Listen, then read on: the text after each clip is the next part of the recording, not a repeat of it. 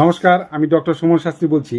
আমার কাছে আসা একটি ক্লায়েন্ট, তার আমাকে এসে ওর দেখিয়ে কি উপকার হয়েছে না হয়েছে তার বিষয়ে একটি তার রিভিউ নেওয়া যাক। তোমার নামটা বলবে? রিঙ্কি চক্রবর্তী। বাড়ি কোথায় তোমার? কোচবিহার।